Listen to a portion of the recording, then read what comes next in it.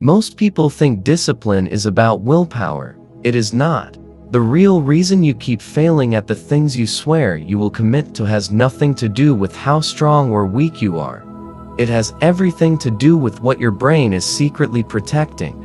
And once you understand this, building iron-willed discipline becomes a completely different process. Stay until the end, because the last psychological principle I'm going to share with you, the one people never explains. It is the one that actually separates people who sustain discipline for years from people who restart every Monday.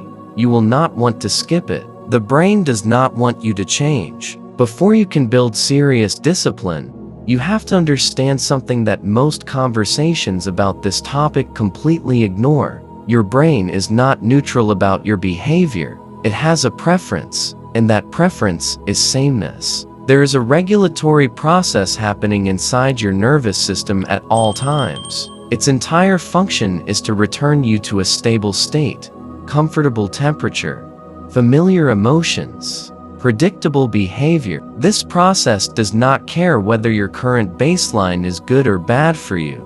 It only cares that it is known. This is why people go back to bad habits after quitting them.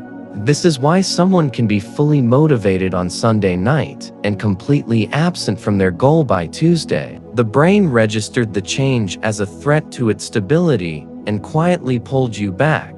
Not because you are weak, because you are a biological system that treats unfamiliarity as danger. Understanding this one thing changes how you approach building discipline entirely. You are not fighting laziness. You are negotiating with the deeply embedded survival mechanism. Why identity is the foundation no one talks about. Here is where most advice falls apart. People tell you to build habits, follow systems, and stay consistent. What they never tell you is that all of those strategies fail if your self-concept has not shifted first. Your self-concept is the story your mind holds about the kind of person you are, and your behavior will almost always match that story. Because of motivation, because of discipline, because your mind is wired to act in ways that confirm what it already believes about you. If you see yourself as someone who is trying to be disciplined, you will always be trying. Trying is a state of tension between who you are and who you want to become. The brain resolves that tension by pulling you back toward who you already are. The people who appear effortlessly disciplined are not trying in that way. They have crossed into a different self-concept. They are not someone who is attempting to work out every day. They are someone who works out every day. That shift sounds small. It is not. It rewrites the behavioral blueprint your brain operates from. The threshold effect nobody mentions. There is another principle that almost no one explains properly, and it is one of the most practical things you can understand about discipline. Most people believe the goal of building discipline is to force yourself through hard things repeatedly until it becomes easy. That framing is partially right, but it leaves out the most important part. The actual mechanism at work is threshold reduction. Every behavior your brain finds uncomfortable has a resistance threshold. That threshold determines how much internal resistance fires before you act or avoid. When something is new and unfamiliar, the threshold is high. High enough that most people never push through it. But every single time you do the behavior anyway, even badly, the threshold lowers. This means discipline is not built through massive willpower, it is built through repeated small negotiations with resistance. You lower the threshold one action at a time until the behavior sits below the level where avoidance even activates. Then it stops feeling like discipline and starts feeling like who you are. The error most people make is going too hard too fast and burning out before the threshold has had enough repetitions to move. Consistency at a lower intensity rewires the threshold faster than intensity at low consistency every time. The hidden role of cortisol in discipline failure. This is one of the most underexplained mechanisms behind chronic discipline failure, and almost no one brings it up in a clear way. Cortisol is your stress hormone. In short bursts, it is useful, but when your baseline cortisol stays elevated because of poor sleep,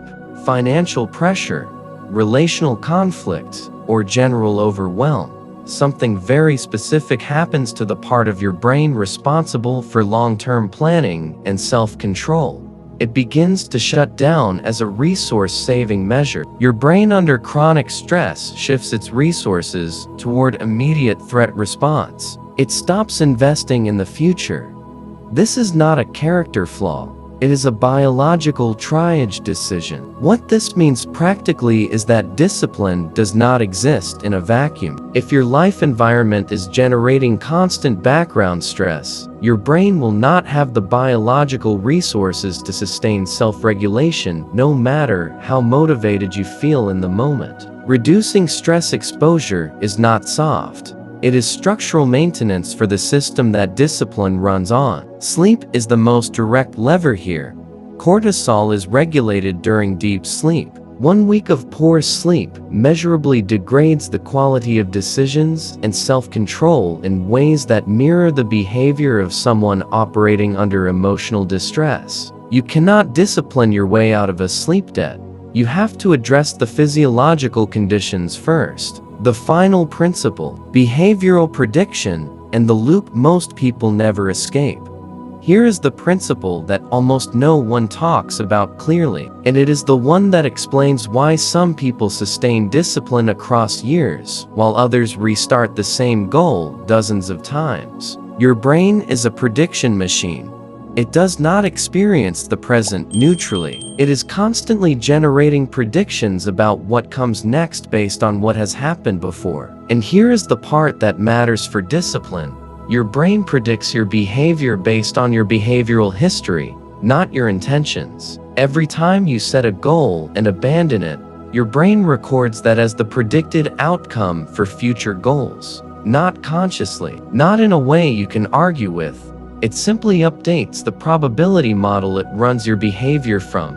Eventually, your brain begins bracing for abandonment before you even start. It allocates less motivational resource to new attempts because it has learned through your own history that those attempts tend to fail. This is why people who have broken discipline streaks many times find it harder and harder to restart. It is not weakness compounding, it is prediction accuracy compounding. The way to break this loop is not to set a massive new goal and commit fully. That is the pattern your brain already has a poor prediction record for. The way to break it is to complete very small behavioral cycles consistently, not because the behavior itself matters much, because each completion updates the prediction model. You are essentially retraining your brain to expect follow-through from you. Over enough repetitions, your brain stops predicting failure and starts predicting completion. When that happens,